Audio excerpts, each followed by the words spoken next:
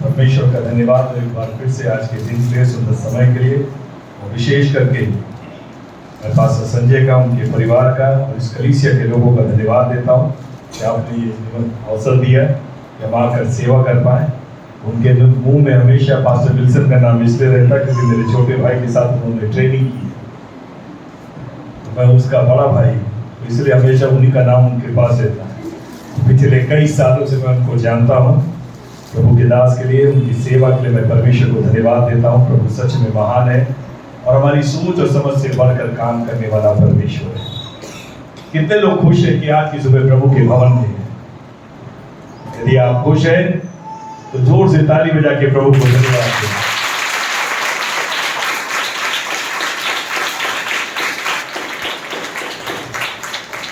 मुझे मालूम था बहुत हैप्पी होगा, लेकिन कभी कभी दोस्ती में जो है कुछ चीजें निभानी पड़ती है, ना चाहते हुए भी निभानी पड़ती है, और स्पेशली तब जब आप शहर के बाहर हो, क्योंकि आप किसी को नहीं जानते, जो जहां बोलेगा आपको वहां जाना पड़ता है। लेकिन मैं प्रभु को धन्यवाद देता हूँ, प्रभु ने सहायता किया। समय से हमने सारी आराधना खत्म करके हम टाइम से आ गए, लेकिन जो व्यक्ति लेकर आए थे उनको पहली बार रास्ता भटक गए थे, इसलिए वो थोड़ा घुमा रहे थे हमको इधर। मैंने वहां 9:20 का टाइम था, 8:45 बजे ही खत्म कर दिया सब। कितने लोग वचन सुनने के लिए आए, प्रभु का धन्यवाद। मेरा नाम पास्टर लॉरेंस जोसेफ है। मैं लखनऊ शहर से हूँ, नवाबों का शहर और कबाबों का शहर, और मैं अपनी पत्नी के साथ आया हूँ। पिछले 33 सालों से उनके साथ में हूँ, और 2 बेटे हैं हमारे, एक ही पत्नी है, 2 बेटे हैं। और मैं प्रभु को धन्यवाद देता हूँ कि परमेश्वर ने पिछले 33 साल, विवाह को भी हो गए, पिछले 33 सालों से सेवा में रखा है। और प्रभु अपनी सोच और समझ से बढ़कर उसने लखनऊ शहर के अंदर एक अच्छी कलीसिया दे रखी, जिसमें 600 लोग मिलकर एक साथ आराधना करते हैं, और साथ ही साथ 14 ब्रांच चर्च दे रखा उसमें, ताकि हम प्रभु की सेवा करने पाए। और मैं विश्वास करता हूँ ये अंतिम दिनों के अंतिम क्षणों में हम हैं। इससे पहले कि यीशु बातों पर आए, उसका आत्मा कलीसिया के ऊपर आ रहा है, ताकि कलीसिया को जागृत करने पाए और लोगों को तैयार करने पाए, ताकि बहुत सी आत्माएं इससे पहले यीशु बातों पर आए, हम एक बड़ी भीड़ को एक बड़े खत्ते में बहुत सारी आत्माओं को प्रभु के राज में लेकर आने पाए। आइए हम सीधे परमेश्वर के मैं वचन में चलना चाहता हूं बिना समय गवाए। मेरे साथ में निकाल ले पहला शमूएल की पुस्तक और उसका 15वां अध्याय। पहला शमूएल की पुस्तक और उसके सीधे 16वें अध्याय में चलते हैं। पहला शमूएल उसका 16वां अध्याय।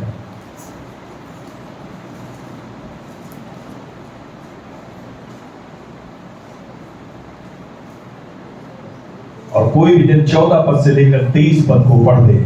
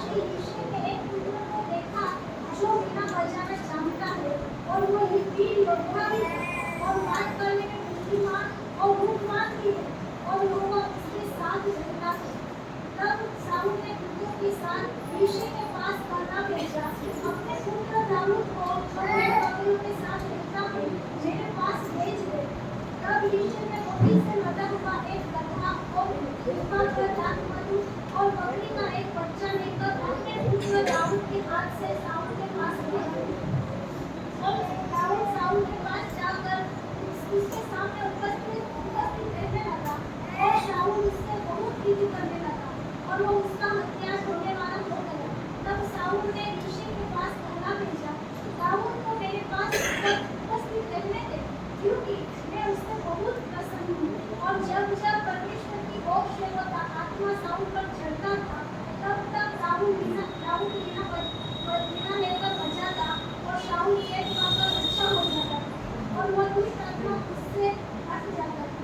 आइए हम प्रार्थना करें।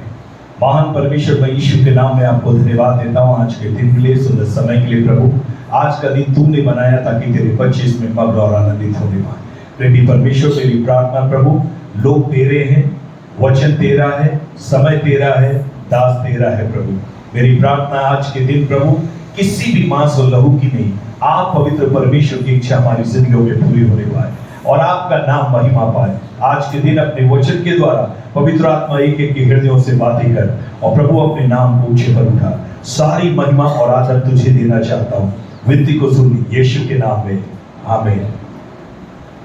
हमने और आपने जो परमेश्वर के वचन से जिस भाग को पढ़ा, मैं आपके सामने एक विषय को रखना चाहता हूँ। Whom you want to please in your life? आप अपने जीवन में किसको प्रसन्न करना चाहते हैं? परमेश्वर को या मनुष्यों को? और जीवन में इस बात को ध्यान रखिए, जितनी सच्चाई से इस प्रश्न को आप अपने आप से पूछेंगे, उतनी ही दूर आप मसीह जीवन में जाएंगे। जितनी गंभीरता के साथ, जितनी सच्चाई के साथ इस प्रश्न को प्रतिदिन अपने आप से आप पूछेंगे कि मैं अपने जीवन में प्रभु को प्रसन्न करना चाहता हूं या मैं लोगों को प्रसन्न करना चाहता हूं, इस बात का जो सच्चा उत्तर है वही इस बात को डिटरमाइन करेगा, इसको तय करेगा कि आपकी मंजिल में आप कहां तक पहुंचेंगे, आप कहां तक जाएंगे। मसीह जीवन की इस यात्रा में आप कहां तक जाएंगे। इस अध्याय को जब आप पढ़ते हैं तो इस चैप्टर के अंदर दो अलग अलग कैरेक्टर हैं, दो अलग अलग व्यक्ति हैं और दोनों ही बड़े अद्भुत हैं। एक का नाम शाऊल है और दूसरे का नाम दाऊद है। ठीक है, जब मैं इसको अध्ययन कर रहा था तो मैंने कई चीजों को नोट किया और परमेश्वर ने मुझसे बातें करी। मैं विश्वास करता हूं कि अगर आज आप प्रार्थना के साथ सुनेंगे, प्रभु आपसे भी इस वचन के द्वारा बातें करने पाएगा। और यहां पर इस रीति से लिखा हुआ है, अगर आप इस चीज को ध्यान से देखें तो आपको एक बात समझ में आएगी। दोनों की शुरुआत ग्लोरियस है, महिमामय शुरुआत। चाहे शाऊल ने शुरू किया, चाहे दाऊद ने शुरू किया, दोनों की शुरुआत बड़ी अद्भुत है। दोनों ही अपने पिता के आज्ञाकारी थे। शाऊल को भी देख लीजिए, वो भी अपने पिता का आज्ञाकारी था। दाऊद भी अपने जीवन में अपने पिता का आज्ञाकारी था। और दोनों के जीवन को जब आप पढ़ते हैं तो आपको एक बात समझ में आनी चाहिए। शाऊल मनुष्यों की मांग पर पहला राजा बना। इस्राएल के अंदर जब परमेश्वर के लोगों ने इस बात का इनकार किया कि हमें परमेश्वर हमारा राजा न बने, हमें अन्य जातियों की तरह एक व्यक्ति हमारे ऊपर ठहरा, जैसे उनके राजा हैं वैसे ही हमारे पर भी एक राजा हो ताकि वो हमारी अगुवाई करे। बाइबल कहती जैसे लोगों ने ये बात शमूएल नबी को बताई, लिखा शमूएल नबी को बहुत बुरा लगा, लेकिन यहोवा परमेश्वर ने अपने नबी से कहा जैसा वो कह रहे हैं उनको कर लेने दे, जैसा वो कह रहे हैं उनको कर लेने दे, कोई बात नहीं, ताकि इनको पता चले कि मैं परमेश्वर जो इनके जीवन का राजा हूं। मेरे रहते हुए जब तक इन्होंने मुझे अपने जीवन का राजा बनाया, मैंने इनको कैसे जय से जय में चलाया, महिमा से महिमा में चलाया और कैसे मैंने विश्वास से विश्वास में इनको बढ़ाया। लेकिन अब मनुष्यों में से ही कोई में से इनको चुन लेने दे, जिसको ये चाहते ये बना दे। और बाइबल कहती है शाऊल को राजा बना दिया गया, मनुष्यों की मांग पर उसको राजा बना दिया गया। पहला व्यक्ति मनुष्यों की मांग पर बना, लेकिन दूसरा व्यक्ति दाऊद परमेश्वर की मांग पर उसकी इच्छा के अनुसार बनाया गया। दोनों अलग अलग तरीके से। और जब मैं इसको पढ़ रहा था तो मैंने ध्यान दिया, पहला शमूएल उसके 15वें अध्याय को अगर आप पढ़ेंगे 10 और 11 पद को, तो आपको एक बात समझ में आएगी। शुरुआत महिमामय थी, अंत दोनों का बिल्कुल जमीन और आसमान का अंतर था। आप और मैं भी अपने मसीह जीवन की यात्रा में हमारी गवाही कितनी भी बड़ी क्यों ना हो, प्रभु ने हमें कितने बड़े पाप से छुड़ाया हो, कितनी बड़ी बीमारी से चंगा किया हो, कितने बड़े दुख से निकाला हो, कितने बड़े कर्जे से निकाला हो, कितनी बड़ी जो है बंधन दुष्टात्मा से हमें छुड़ाया हो, इससे कोई फर्क नहीं पड़ता, क्योंकि परमेश्वर करता ही है। सवाल यह है शुरुआत आपने कैसे की वो इंपॉर्टेंट नहीं है, आपने अपने जीवन में अंत कैसा किया वो इंपॉर्टेंट है। हम मसीह में बड़ी गवाहियों के साथ आते, बड़े जोश के साथ आते, बड़े आनंद के साथ आते, बड़ी जलन के साथ आते, प्रभु से बड़ी प्रार्थना के साथ में आते। नए नए जब हम प्रभु के पास आते, प्रभु से प्रार्थना के लिए, वचन के लिए, संगति के लिए, सब चीजों के लिए हमारे पास समय है। धीरे धीरे जब हमें प्रार्थना आ जाती है, आराधना आ जाती है, थोड़ा वचन पढ़ के प्रचार आता है, उसके बाद हमें ये लगता है इसी चर्च में जाना जरूरी है या कुछ हम अपना अलग बोले। थोड़ा सा हमने दुआ सीख ली, थोड़ा सा प्रार्थना सीख लिया, थोड़ी सी हमारी प्रार्थना के उत्तर में प्रभु ने इधर उधर किसी को छक्का कर दिया या एक दुष्ट आत्मा निकल गई, तो दूसरा सवाल हमारे मन में उठता है, भाई साहब की जरूरत है? अब तो प्रभु हमें इस्तेमाल करने लगे। जीवन में एक बात को याद रखिएगा, आप कितने भी बड़े हो जाए, आपके घर में पिता की जगह आप नहीं ले पाएंगे। इसी तरह परमेश्वर के राज में आप कितने भी बड़े हो जाए, एक बात को याद रखिएगा, आत्मिक पिता की जगह कभी नहीं ले पाएंगे। यह आपको सीखना पड़ेगा। अगर यीशु के लिए इस पृथ्वी पर मनुष्य बन के, जो परमेश्वर था, मनुष्य बनने के बाद भी पिता से अलग होकर वो कुछ नहीं कर पाया, तो आप भी अपने आत्मिक पिता से और अपने स्वर्गीय पिता से अलग होकर कुछ नहीं कर पाए। इधर उधर थोड़ी बहुत चीजें होंगी, लेकिन बाद में ऐसे ही हो जाए। मैं कभी नहीं भूलता, एक कहानी मैंने सुनी थी। एक बार एक डॉक्टर थे, उनका एक ही काम था, वो दवाइयों पर रिसर्च करते थे और किसी भी नई दवाई पर रिसर्च करते थे। उसके बाद में पूरी वो रिसर्च को लिखते थे और नए नए शहरों में जाकर वो एक काम करते थे, उस सारे रिसर्च को जाकर सारे डॉक्टरों को बताते थे और सिर्फ 1 घंटा उस रिसर्च को बताने के लिए कि ये दवाई किस चीज की है, इसको कितना इस्तेमाल करना, इसका फायदा क्या, इसका नुकसान क्या, उसकी वजह से उनको लाखों रुपए मिलते थे और पूरी जहां जहां वो जाते थे उनका बड़ा आदर और सम्मान होता था। तो 20 साल से उनका एक ड्राइवर उनके साथ में था जो उनकी गाड़ी चलाता था। 20 साल उनके साथ चलते चलते चलते इस ड्राइवर को पूरा याद हो गया कि इस दवाई का ये डॉक्टर साहब बताते हैं, वो पूरी समरी उसको याद हो गई। एक दिन उसने चल लौटते समय डॉक्टर साहब से कहा, डॉक्टर साहब एक बात बताइए, ये तो फालतू में आपकी इतनी इज्जत करते हैं ये लोग, इतना पैसा दे, 1 घंटा बोलने का आपको इतना 1 लाख रुपए दे देते, ये कौन सी बड़ी बात? डॉक्टर साहब ये तो मैं भी कर सकता हूं। डॉक्टर को बड़ा ताज्जुब लगा, क्या तुम कर सकते? करे और क्या, जो आप करते हो तो मैं भी कर दूंगा, वो तो मैं भी बता सकता हूं। डॉक्टर का नहीं नहीं भाई, इसमें बहुत वो होता है। अरे क्या बात करें, आप कभी मौका दे के देखिए।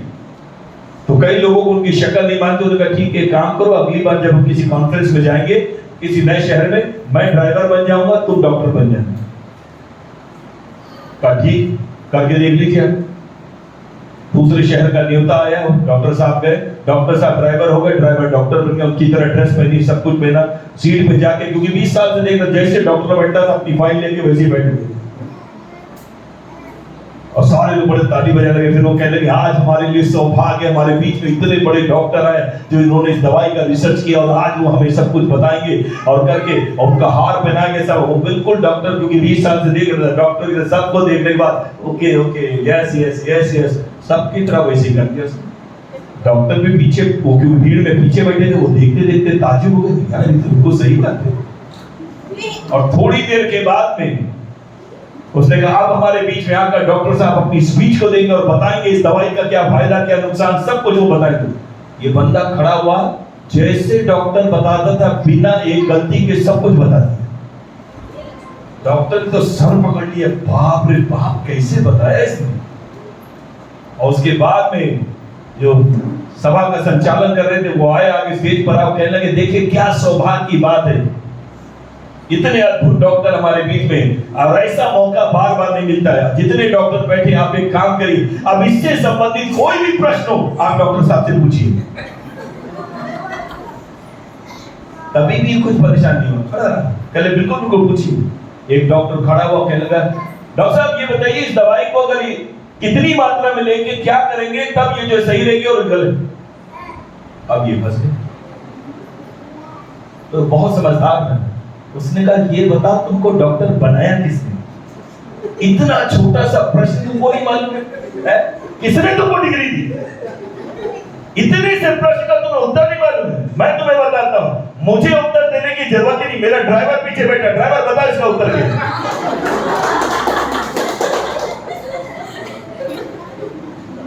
सबको लगता है इतवार को यहाँ खड़ा हो जाओ, वो कुछ बोल दो यार, नया कपड़ा पहन के आते बोल देते, और भैया सब पहना मानते, लिफाफा सब उन्हीं के हाथ में देखे जाते।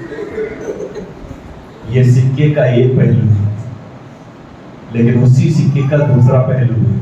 सेवा वो नहीं है जो इतवार को यहाँ हो रही है, सेवा वो है इस पुलपिट से नीचे उतरने के बाद में हर एक लोगों के लिए आपको कैसी कीमत चुकानी पड़ती है।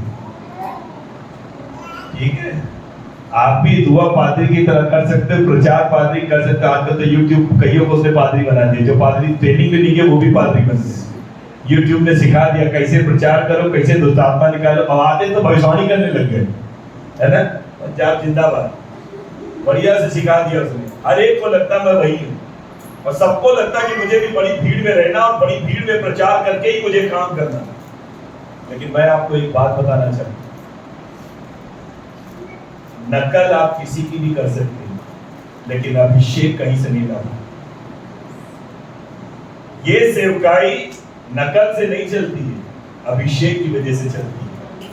और बाइबल कहती है ये पद जो हारून का पद है, याजक का जो पद है, लिखा वो मनुष्यों की ओर से नहीं, परमेश्वर की ओर से। It is appointed by God, ये परमेश्वर की ओर से उसके लिए ये पद को रखा गया, इस सेवा को रखा गया। तो आप एक्टिंग पूरी कर सकते हो उस ड्राइवर की तरह, लेकिन मैं आपको बताऊं, शैतान और लोग आपको कहीं ना कहीं ऐसा फंसा देंगे जहां से आप आगे बढ़ नहीं पाएंगे, और जब आगे बढ़ेंगे नहीं तो आप फंस जाएंगे। इसीलिए आपको एक बात को ध्यान रखना है। मैं आपको एक बात को बताना चाहता हूं, इससे पहले कि मैं वचन में आगे जाऊं। शाऊल के जीवन का अंत आप देखिए। ऑलरेडी माइक पैदा होता है, लगा के देखा। पीछे आवाज आ रही है ना? ना आ रही है तो बताइएगा, और तेज नवीन भाग गए।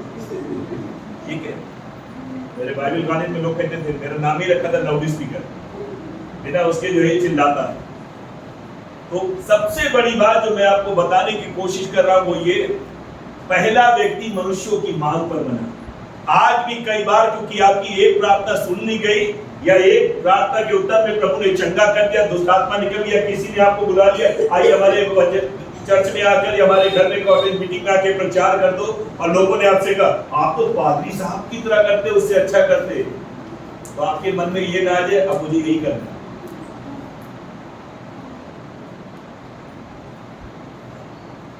इसका मतलब ये नहीं कि परमेश्वर ने आपको उसके लिए बुलाया।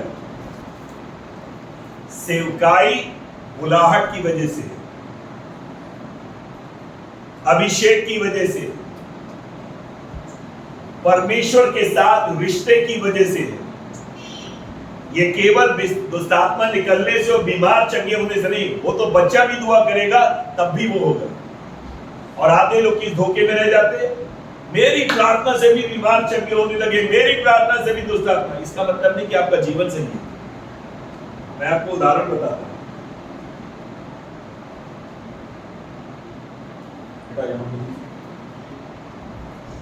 इस बच्चे को अगर बुखार है, मैं डॉक्टर नहीं हूं, ठीक है, मैं कंपाउंडर हूं, ये डॉक्टर साहब बैठे, अगर मैं 20 साल से इनके साथ हूं, ये अगर बुखार वाला आया और मैंने इनको देखा, ये बुखार में पैरासिटामोल लिखते हैं, और ये कई साल से इनका पेशेंट है, लेकिन डॉक्टर साहब छुट्टी चले गए, ये फिर आया, कहने लगा बुखार है। मैंने ट्रेनिंग भी नहीं करी, कुछ नहीं करी, मैंने भी उठाई पैरासिटामोल इसको दे दी, बुखार उतरेगा नहीं उतरेगा? है उतरेगा ना? क्यों उतरेगा? मैं तो डॉक्टर नहीं हूं।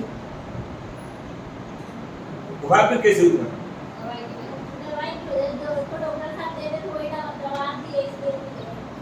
सही दवा की वजह से। मैं डॉक्टर हूं नहीं। आप गलत रहकर भी अगर यीशु का नाम लोगे, काम अपने आप होगा। वो यीशु का नाम सही है, इसलिए लोगों के अंदर काम हो रहा है, इसलिए नहीं कि आप डॉक्टर हो। समझ में आ गई? कई लोग इसी धोखे, मेरा जीवन अच्छा, मेरी प्रार्थना बड़ी अच्छी, मेरा सब कुछ अच्छा, इसीलिए परमेश्वर मुझे सुना। ना ना ना ना, इस धोखे में मत रहना। परमेश्वर की इच्छा ये है हर विश्वासी बीमारों को चंगा करे, हर बच्चा बीमारों को चंगा करे, हर बच्चा दुष्ट आत्मा निकाले, हर चीज करे। ये प्रभु की इच्छा है। लेकिन मुझको और आपको अपने जीवन में एक बात को ध्यान रखना, मनुष्यों की डिमांड की वजह से नहीं, परमेश्वर के चुनाव की वजह से आना। प्रभु के चुनाव की वजह से आपको इस सेवा में आना और आगे बढ़ना, तभी आप अपने जीवन में आशीष को पाएंगे। और बाइबल को आप इसको अगर आप पढ़ेंगे, आगे पढ़ेंगे, तो आपको पता चलेगा इस व्यक्ति के बारे में कि अपने जीवन में इसने एक ऐसा काम किया जिसका जवाब नहीं। और मैं इसको सोच रहा था बैठ, ये राजा तो बना दिया गया मनुष्यों की मांग पर। अभी मैंने बताया ये किस वजह से राजा बना, किस वजह से बना? परमेश्वर ने इसको चुनाव किया या मनुष्यों की मांग पर? याद रखिए, अगर मनुष्यों की मांग पर राजा बनेंगे या अध्यक्ष बनेंगे या सेवकाई करेंगे तो जिंदगी भर केवल मनुष्यों को ही खुश करेंगे। और इसके जीवन के फेलियर को आप देख लीजिए, बाइबल में पढ़ लीजिए घर जाके, हर जगह परमेश्वर ने इससे कहा एक काम करना, सारे अमालेकियों को जो जाना जब उसमें इनको पूरी तरह नाश कर देना, इनके जानवर से लेके सब चीजें नाश कर देना, और क्या करना, मेरे सामने से इनको हटा देना। इसने जाकर क्या किया? राजा को नाश नहीं किया, खास करके जो अच्छे खासे ताकतवर थे उनको नाश नहीं किया, और ऊपर से उनके जो अच्छे अच्छे जानवर थे उनको भी लेकर आ गया। और जबकि प्रभु ने क्या कहा था, मनुष्य से लेकर जानवर तक किसी को मत छोड़ना, सबको मार देना। लेकिन इसने क्या किया? बचाने। इच्छा क्या है? क्यों बचाया? दो चीज, इस्राएलियों को मैं दिखाऊं, मैंने अमालेकी के राजा अगाग को भी पकड़ लिया, ताकि लोग जाने कि मैं कितना बड़ा योद्धा हूं। और जानवर क्यों बचा लिए? परमेश्वर को घूस देने पाऊं और कहने पाऊं, देखिए इतने अच्छे जानवर यहाँ इस्राएल में भी नहीं, मैं वहां से लेकर आया स्पेशल वाले, आपको बलिदान चढ़ा दें। जीवन में इस बात को हमेशा याद रखिए, मनुष्यों को दिखाने के लिए मत्ती रचित सुसमाचार 7वां अध्याय का 6ठे अध्याय का पहला पद क्या कहता है? क्या कहता है? ये पिता इन्हें क्षमा करा, आपको ये बाइबल नहीं पढ़ो, रील ज्यादा नहीं, है ना? रील से बाहर आके रियल लाइफ में आ जाए, ठीक है? रील 3 मिनट की, उसमें सब कुछ हो जाता है, या 30 साल लगने के बाद भी कुछ नहीं होगा, है ना? रियल लाइफ में तो रियल लाइफ में रहे, रील में नहीं, ठीक है? रील में 2 मिनट के अंदर हीरो बन जाएंगे, हीरोइन बन जाएंगे, ठीक है? आप अमेरिका भी चले गए, नौकर थे, कल आप कार चला रहे वहां, लेकिन मैं आपको बताऊं रियल लाइफ में ऐसा नहीं। तो यहां पर आप एक चीज को देख सकते हैं, मनुष्यों को प्रसन्न करने के लिए इसने आगाग को पकड़ा ताकि लोग उसके बारे में बताएं कितनी बड़ी विजय इसने हासिल करी। दूसरी चीज इसने क्या किया, उन अच्छे अच्छे मोटे मोटे जानवरों को पकड़ के रख लिया। मैं अपने परमेश्वर के लिए बताऊं, क्या कहूंगा, लोकल चीज नहीं लाया, अब्रॉड से लेके आया, विदेश से लाया अपने परमेश्वर को। लोगों ने तो यही वही का, ये शनिवार बाजार मंगलवार बाजार से प्रभु के भवन में ला दिया, मैंने जाके ब्रांडेड खरीद के लाया। परमेश्वर को इससे कोई फर्क नहीं पड़ता। अगर उसने कहा ये चीज मुझे नहीं चाहिए, इट मींस नहीं चाहिए, वो चाहे देसी हो, स्वदेशी हो और चाहे विदेशी, फिर उसे कुछ नहीं चाहिए। और यहां पर आप इस बात को देख सकते हैं। और बाइबल क्या कहती, उसने यही काम किया, ये बात यहोवा को बुरी लगी। उसके आगे में सैमुअल ने उससे कहा, तू गिलगाल को पहुंच, वहां चल के मैं जाकर जो है तेरे लिए यह करूंगा, और तू जो है ठहरा रहना वहां पे, मेरा इंतजार करना। सैमुअल को आने में थोड़ी देर हो गई, इसने क्या किया, जो काम याजक का था, भविष्यवक्ता का था, वो काम कौन कर रहा? राजा होकर ये कर रहा। और जब सैमुअल ने आके पूछा, ये क्या बात है, तू बलिदान चढ़ा के ये क्यों नहीं किया? उसने क्या उत्तर दिया? क्योंकि लोग मुझे छोड़कर जा रहे हैं, क्योंकि लोग मुझे छोड़ के जा रहे थे, इसीलिए उनको ये दिखाने के लिए, उनको खुश करने के लिए मेरे आने में देर हो गई, इसलिए मैंने बलिदान चढ़ाना शुरू कर दिया।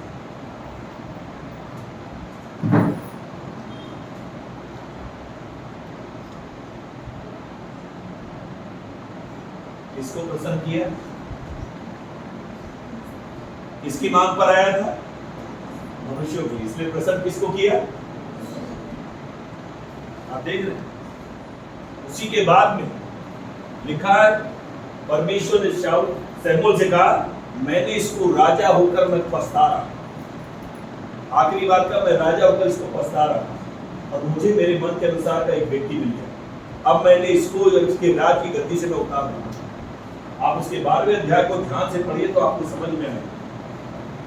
जैसे ही लिखा है, शमूएल नबी सुबह उठा इससे बात करने के लिए, क्योंकि रात में परमेश्वर का वचन उसे मिला कि परमेश्वर ने इसे तुझ जाना। सारी रात को रोता रहा कि परमेश्वर एक मौका। प्रभु ने कहा, ना, मैं पछता रहा हूं इसको राजा बना। और बाइबल क्या कहती?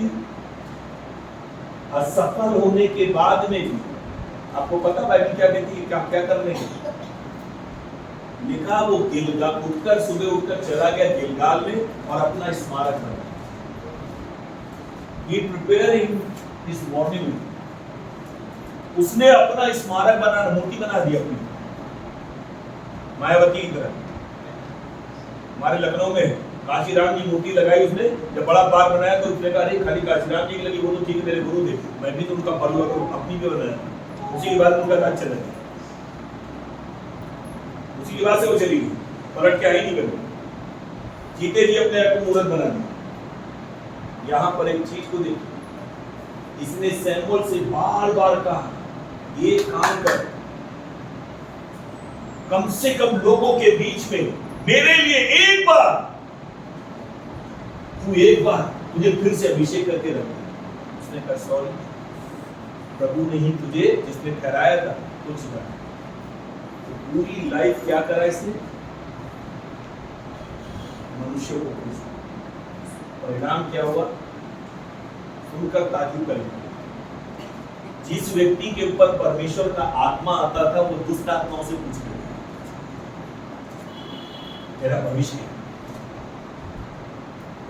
जिस आदमी पे परमेश्वर का आत्मा आता था, जिस व्यक्ति को परमेश्वर ने अपनी आत्मा की सामर्थ्य से बड़ी बड़ी जय दिलाई, वो व्यक्ति दुष्ट आत्मा वाली से जाकर पूछ रहा है, तेरा भविष्य क्या?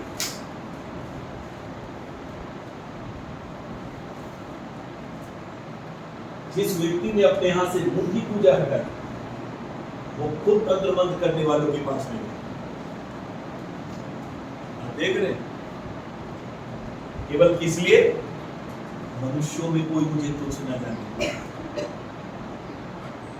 आज कई बार मसीह जीवन में, मसीह के पास आने के बाद में भी सब कुछ हम प्रभु चर्च में आके जो करना वो सब करते हैं, लेकिन जैसे ही तीज त्योहार आते हैं, भैया घर भी तो है, समाज भी तो है, भैया फिर परिवार भी तो है, इसीलिए भैया करवा चौथ रखो। चर्च में फास्टिंग प्रेयर और करवा चौथ भी तुम वहां। अभी कई लोग और होंगे, भैया नवरात्र में यीशु मसीह के नाम से उपवास कर सकते हैं।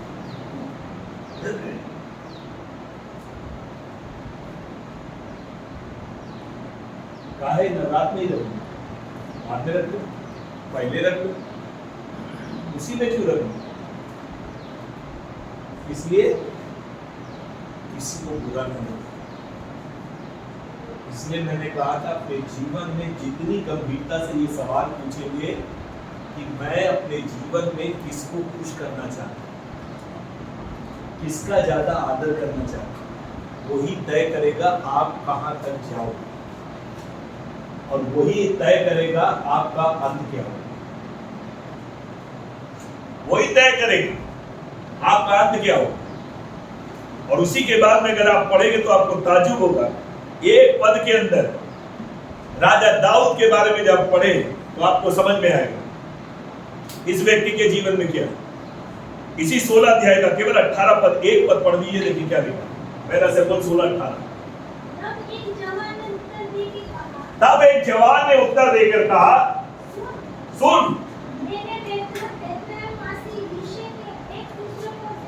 मैंने बेथलेहम वासी के एक यिशै के एक पुत्र को देखा, उसके पिता का नाम यिशै था, उसके एक बेटे को मैंने देखा है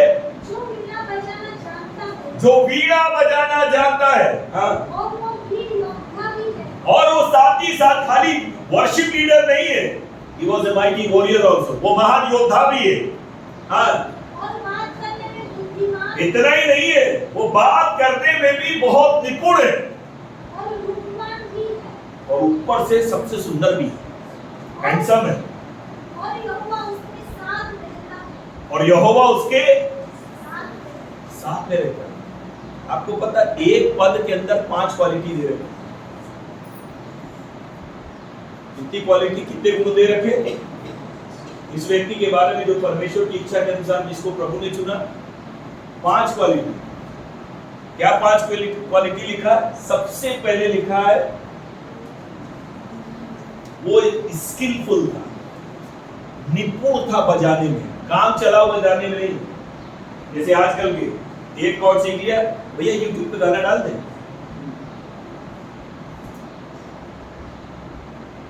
एक बार एक गाना गा लिया, भैया हमारी वॉइस अच्छी डाल दे। सुर कहीं जा रहा, ताल कहीं जा रहा, ये अपने में लगे पड़े।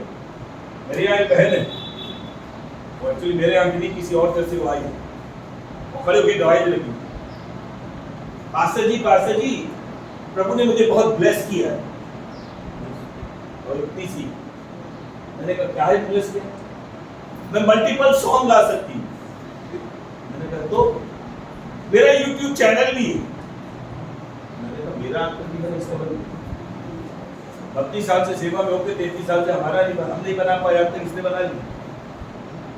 और कहने की पता है, मैं मैरिज भी ऐसी करूंगी जिसका यूट्यूब चैनल हो। तो मैंने एक बार उसका यूट्यूब खोला, चैनल खोला, देखे ढम्मर करके कोई इसमें जो है फटाका आंगू बजा रहा है, वो अलग बजा रहा है, ये अलग बजा रहा है, और हर गाने की धुन बदल के रखी है। लेकिन क्या है, मैं यूट्यूब की सिंगर।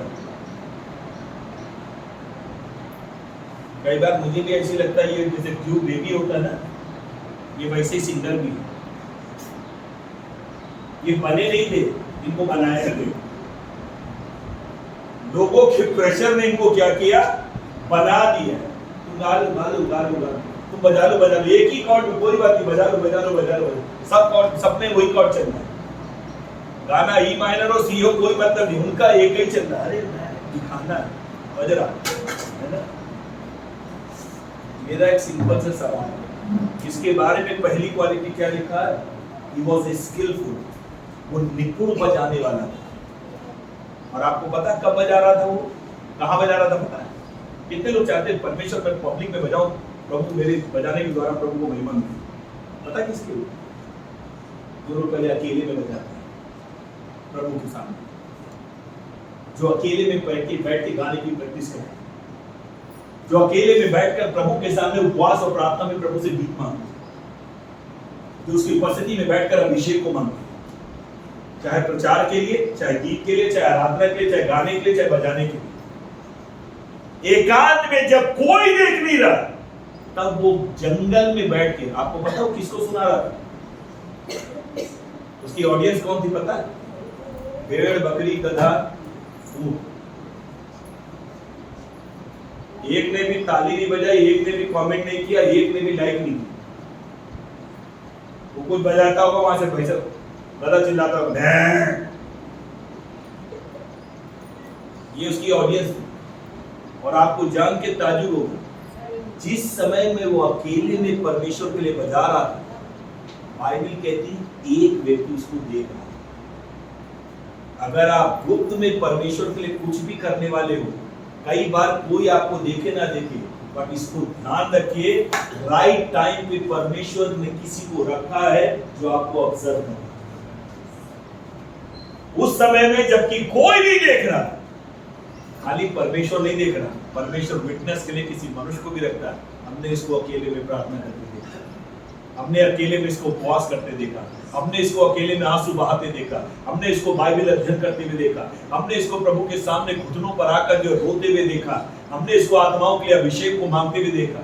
परमेश्वर किसी न किसी को विटनेस बना कर, पहली चीज लिखा ही वॉज स्किलफुल मैन, वो बजाने में क्या था, निपुण था। दूसरी चीज उसके बारे में लिखा he was a mighty warrior, खाली काम चलाओ लड़ने वाला नहीं था, महान योद्धा था।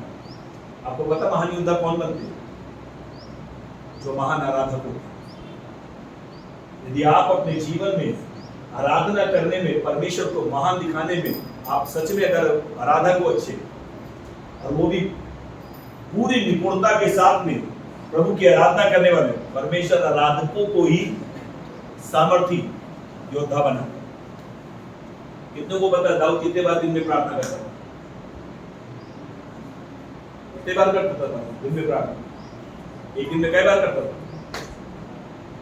है कई बार? अरे हर एक यहूदी व्यक्ति कितने बार प्रार्थना करता है? डैनियल कितने बार प्रार्थना करता है? अपनी रीति के अनुसार 3 बार। दाऊद भी 3 बार करता।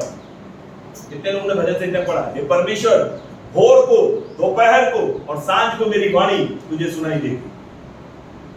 लेकिन स्तुति कितने बार करता था? 7 बार। इसका मतलब पता है? प्रार्थना से ज्यादा स्तुति में सामर्थ्य, क्योंकि दाऊद स्तुति करने में सामर्थी था, इसलिए योद्धा भी सामर्थी बना। जितने बड़े योद्धा हैं, आराधक होंगे आप, उतने ही बड़े आप परमेश्वर के राज के योद्धा होंगे। परमेश्वर को लिंग भेद से कोई मतलब नहीं, आप बहन हो भाई, उससे कोई मतलब नहीं, लेकिन अगर आराधक अच्छे हो, परमेश्वर आपको योद्धा भी अच्छा बनाए।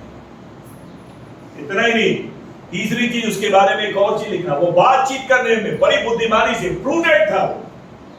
बातचीत करने में उसे मालूम था बुद्धिमानी के साथ बात करना क्या, चतुराई से बात करना। दूसरे शब्दों में किस समय में कहां पर क्या बोलना, किससे बोलना, उसे अच्छी से मालूम। हम में से कुछ लोगों को सिर्फ बोलना, कहां बोलना, कब नहीं बोलना ये पता है, क्योंकि जीभ है 32 दरवाजे के अंदर है, फिर भी गीले स्थान में रहती, फिसल जाती है ना। 2 बड़े दरवाजे भी लगा, 34 दरवाजों के बाद भी नहीं समझ में। आज की तारीख में परिवार के अंदर के सारे झगड़े में 90% झगड़े पता किस बात के? किसी को एक दूसरे से कोई समस्या नहीं, भैया इससे पहले तो बस मुंह बंद कर ले बस। नहीं, आप इनकी तरह टोन देखिए, कैसी टोन से बात करेंगे। बात सब सही, लेकिन टोन देख लीजिए। और बताइए, बाहर वालों के सामने बोलना चाहिए, और मुंह खोला, बोल के बुराई कर दी मैंने। बताइए उनके सामने हमारी क्या इमेज होगी? बाइबल क्या कहती है? बोलने का भी समय और चुप रहने का भी समय। बोलने का भी समय और चुप रहने का भी समय। और याकूब तो नए नियम में सबसे अच्छा लिखता है, जो कोई अपने आप को भक्त समझे, सबसे पहले अपनी जीभ को क्या करे? लगाम दो। सबसे पहले कहां लगाम लगानी? अगर धर्मी बनना चाहते, भक्त बनना चाहते प्रभु के, तो जीभ के। इसका मतलब क्या है? क्या बोलना और क्या नहीं बोलना हमें पता होना चाहिए। कहां बोलना और कहां नहीं बोलना पता होना चाहिए। किससे कैसे बोलना है वो हमें पता होना चाहिए। अगर नहीं पता हो, हम अपने जीवन में अकारण ही श्राप कमा लेंगे। नकारात्मक बोल खुद अपने रिश्तों में आग लगा देंगे। और इसी को जब आप पढ़ेंगे, चौथी चीज उसके बारे में एक और चीज लिखा, क्या क्वालिटी थी? लिखा हैंडसम। क्या था? हैंडसम। आज अगर फेसबुक में या चाहे इंस्टाग्राम पे उतना कम से कम लाखों फॉलोवर हो गए। अच्छा वो समय था नहीं, लेकिन उसके बाद भी उस समय की स्त्रियों ने क्या गाना गाया? शाऊल ने तो केवल हजारों को, दाऊद ने, सोचिए कितना फेमस था, लड़कियों ने उसके लिए गाना लिखी। सबका क्रश बना हुआ था, यही हमारा क्रश है, राजा यही चाहिए, ऐसा होना चाहिए। कहाँ इसको बना? लेकिन आपको जानकर ताजुब हो, ये चारों क्वालिटी होने के बाद भी बजाने में निपुण, है ना, सामर्थी योद्धा होने के बाद में भी, ऊपर से बातचीत करने में निपुण, सारी चीजें होने के बाद, सुंदर होने के बाद भी सब बेकार है। उसी के साथ एक बात और लाइन जोड़ दी, पता है क्या? He was a godly man. ये सारी चीजें गुण मेरे और आपके पास हो सकते हैं, लेकिन अगर चरित्र नहीं है, सब परमेश्वर के लिए बेकार। क्योंकि तिमोथी की पत्री में पौलुस तिमोथी को लिख के भेजता है, हर एक वो बर्तन जो शुद्ध है वही स्वामी के भले कामों के लिए उपयोग हो, वही स्वामी के भले कामों के लिए उपयोग हो। इन सारी चीजों के बावजूद भी उसको एक चीज पता था, मैं चाहे जितना अच्छा बजा लूं, मैं चाहे जितनी बड़ी लड़ाई में लड़ लूं, इससे कुछ फर्क नहीं पड़ा। मुझे बोलने में मैं कितना अच्छा, जो प्रूडेंट क्यों ना हो, कितना भी चतुर और बुद्धिमान क्यों ना हो, जितना भी हैंडसम, सब बेकार है if God is not with me. यदि परमेश्वर मेरे साथ में नहीं है, सब बेकार है। यही चीज आज के आराधकों को समझना है। सुर ताल सब सही है, व्हाट अबाउट द कैरेक्टर? चरित्र क्या है? और परमेश्वर के राज में आपके तोड़ों से ज्यादा, टैलेंट से ज्यादा परमेश्वर को आपके कैरेक्टर से मतलब, आपके और मेरे चरित्र से मतलब। और जब आप इसको पढ़ेंगे तो आपको जानकर ताजुब होगा। इसी पहला सैमुएल को अगर आप जब पढ़ेंगे, 16वें अध्याय को पढ़ेंगे, तो आपको एक बात समझ में आ जाएगी। और इसको मैं पढ़ रहा था, आप तीन चीजों को देखिए। परमेश्वर को पहले से इस शाऊल को पता, दाऊद को पता था, बचपन से परमेश्वर का आत्मा इसके ऊपर था, क्योंकि सैमुएल ने इसका अभिषेक किया। उसे पता था वही फ्यूचर लीडर है, भविष्य में परमेश्वर उसी को इस देश का अगुवा बनाने जा रहा है। लेकिन आपको पता है उसने अधीनता किसके अधीन में अपने आप को किया? 21 पद को उसके पढ़ लीजिए, आपको देखिए क्या लिखा, 16-21 किसके अधीन किया? और दाऊद शाऊल के पास जाकर उसके सामने उपस्थित रहने लगा। बस पता इसका लीडर कौन था? Demon possess. अभिषेक व्यक्ति अंडर में किसके कर रहा है? दुष्टात्मा राजा, खुद राजा होने जा रहा है। उसे पता है परमेश्वर का आत्मा उसे छोड़ चुका, उसे मालूम है परमेश्वर ने उसकी जगह मुझे चुना, फिर भी क्या कर रहा? वो राजा जिसके ऊपर दुष्टात्मा आती, उसकी अधीनता में उसकी सेवा कर रहा है। आपको पता अधीनता कहां से आती है? आपके घर से। यदि आप अपने माता पिता की अधीनता नहीं रखते, अपने बड़ों की अधीनता में नहीं रहते, आप परमेश्वर के दासों के भी कभी अधीन नहीं रहते। जो पत्नी अपने पति के अधीन नहीं रहती, वो उस कलीसिया के समान है जो परमेश्वर के अधीन में रहती है और उससे परवाह करती है। और परमेश्वर किस कलीसिया से प्यार करता है? मसीह की तरह, जो उसके अधीन रहती है, मसीह की तरह। आप देख रहे दोनों में देखिए कितना बढ़िया सिमिलैरिटी। प्रभु तभी आपसे प्यार कर पाएगा जब आप अधीन में नहीं। बलवा करने वालों से प्रभु प्यार नहीं करता। इसलिए पतरस क्या कहता, वहां पे लिखा, प्रभु अभिमानियों का सामना करता है लेकिन दीनों पर अनुग्रह करता है। अधीन रहने वालों के ऊपर ही परमेश्वर क्या करता है? अनुग्रह करता। और आप उसको पढ़ेंगे तो आपको जानकर ताज्जुब होगा। पहली चीज नहीं लिखा है कि उसने जबरदस्ती किया, लिखा है दाऊद शाऊल से प्रीति करने लगे। पता है मेरा मालिक जो है दुष्टात्मा से ग्रसित है, फिर भी क्या कर रहा? लिखा उससे प्यार कर रहा। और इतना ही नहीं, तीसरी चीज उसी किस पद में एक और चीज लिखा वो उसका हथियार ढोने वाला भी बनता है।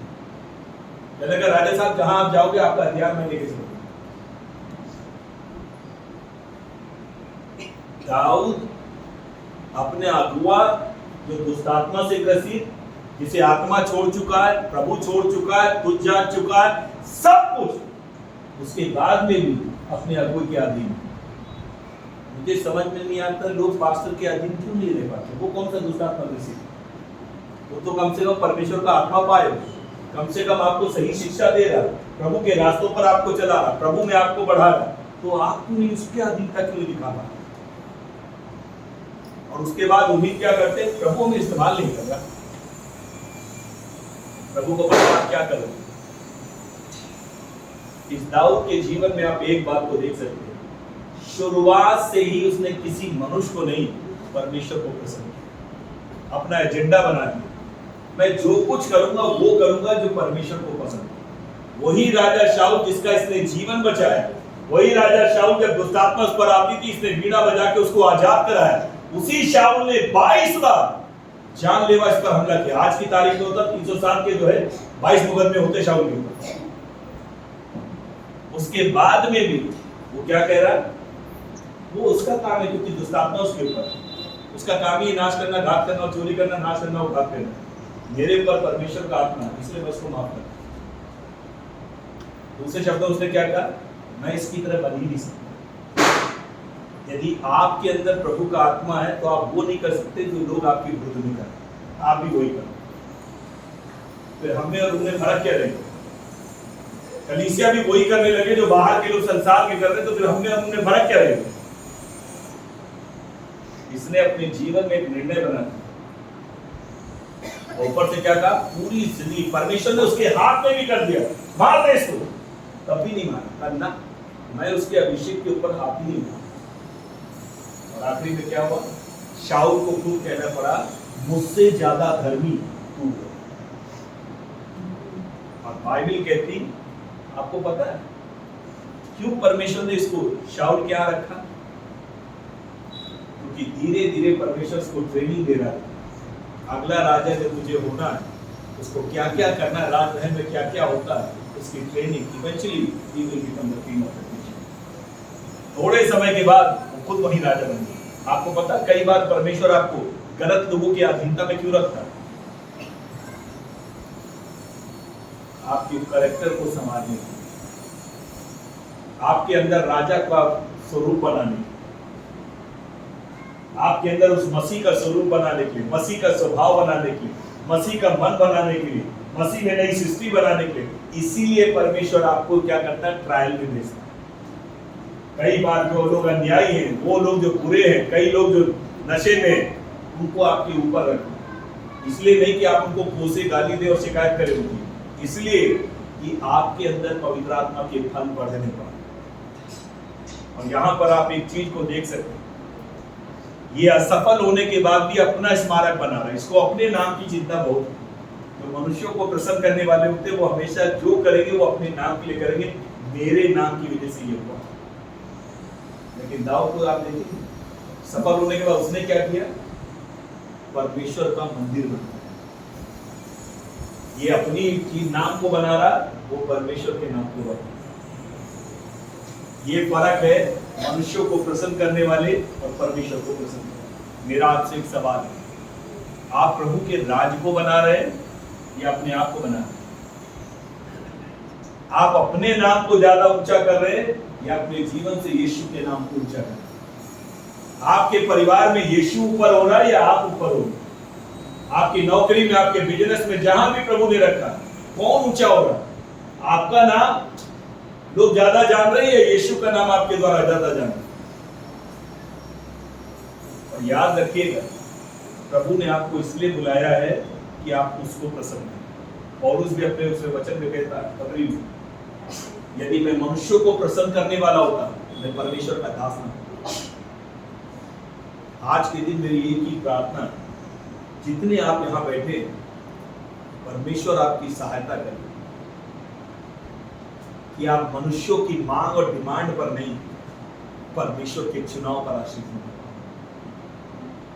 अपने टैलेंट से बढ़कर आप परमेश्वर के आत्मा के अभिषेक के ऊपर डिपेंड होंगे, उसके वचन के ऊपर डिपेंड होंगे, परमेश्वर के समय का इंतजार करने। जब तक परमेश्वर आपके अंदर मसीह का चरित्र बना ना दे, उस सेवा का चरित्र बनाना दे, तब तक जिसके भी अधीनता में परमेश्वर को रखना, बिना किसी कुड़कुड़ाहट के, बिना किसी शिकायत के आप उनकी सेवा करते हो। सही समय पर परमेश्वर आपको उठाएगा। और बाइबल कहती है कुछ ही दिन के बाद शाऊल मार दिया, उसको हाथ ही नहीं लगाने, और परमेश्वर ने दाऊद को सिंहासन पर बिठाया। और उसने अपने पूरे जीवन काल में एक ही चीज की, परमेश्वर को कैसे खुश करना। वो एक ही बार गलती करी, उसके बाद जितने काम करे उसने सब परमेश्वर को।